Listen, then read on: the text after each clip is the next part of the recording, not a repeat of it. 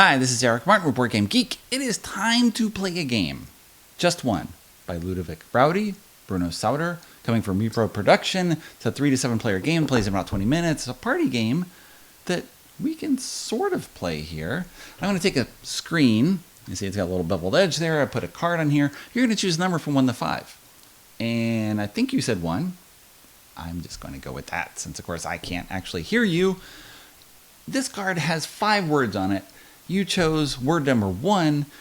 Everyone else in the game is going to write down a single word clue to try to get you to guess that word. Seems straightforward. Look at mine. Everyone who is not you now compares their clues. Okay, good. And then we show them to you. What word were we trying to have you guess? I hope you got it. I'm just going to assume you did and move on. Now, there may not seem like much challenge in that. We all write down a single word. We're trying to get you to guess something. Well, okay, that's easy. We can do that. Where is the challenge? And the challenge comes from one important twist. Your turn comes around again. We'll demonstrate it this way. You choose number. Okay, 3. Good. We all write down our clues again. We compare our placards, our clues. Oh, these 2 people wrote down the same word. So you don't get to see those.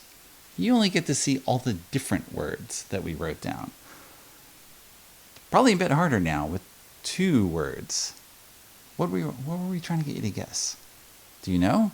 If 3 people had written down the same word, you'd only get 1 word clue. And if all of us wrote down the same thing, you would see nothing at all. And you just have to take a wild guess to try to figure out what we were trying to do. Now, Just One lasts 13 rounds. You take a deck that has 5 words on each card. This is not final production copy. You take a deck of 13 cards. You put up a card for someone. If they guess correctly, great, you score a point. If they guess incorrectly, you throw out that card and 1 card that you previously scored. So you actually lost 2 points for the incorrect guess. If they pass, they don't want to take a risk, they're not sure, maybe the clues are all over the place, or they ended up just looking at 1 word, maybe they just pass, and you throw away only that card. So you lose only 1 point from your possible perfect score of 13. That's it for the game. You know everything now, and it's kind of amazing. You think it's such a simple game. Why didn't someone come up with this before? And the interesting thing is actually someone did. In 2017, a French company called Fun Consortium published a game called We Are the Word. Same designers, same player count, same idea, same game.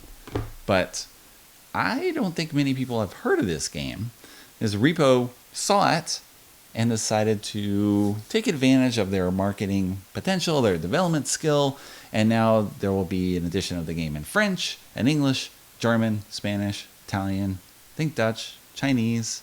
There's no limit to what you can do. It's just you got to get that translations and get that out there. Get people to guess all the things you're trying to guess. 1 word, and that's it. And the magic of the game comes from you not being able to repeat clues. It's a very simple rule that you can explain in no time at all. We had people over for a party yesterday. I talked to them about playing a game. Someone said, I don't know about that. I put the word card in front of me. I said, try to get me to guess word number 1. Write down a single word clue. And, okay, everyone joined in and did it. We just started immediately. You're playing the game. Once they did that, okay, look at all your clues. I'm not looking. Throw away any that are the same. And now I try to guess. You just enter the game with almost no effort at all. And it's kind of magical and code names like in that manner. I can definitely see Just One being that sort of the next code names because you can enter the game so easily. You can add more people in and it almost doesn't matter because, of course, having more people is not necessarily helpful because then you just have greater chance of having clues that match and get thrown out. And so you'll end up looking at the same number of clues anyway, depending on how out there and original you're trying to be. The gameplay sort of resembles, in terms of clue giving, it resembles the Crypto, another fantastic party game, because You got this one word that you're trying to get people to guess, and you kind of have to think of everything around that word, that nexus of ideas that's going to make someone guess that single word. That's it. And try to point all in the same direction. And again, as things overlap, then that goes away, and then you have fewer arrows pointing at that thing. Who knows if they're going to get it or not? So you got the magic simplicity of code names. You got this clever clue giving in Decrypto, and which works in code names too. One aspect that doesn't work or that doesn't compare as well is code names. Of course, you've got a word that gets paired with different things. I'm trying to get people to guess this pair, and I give a clue that tries to get them to guess these two words. And next game, maybe I have that same word, but now it's with something else, and I have to think of a clue to pair that up.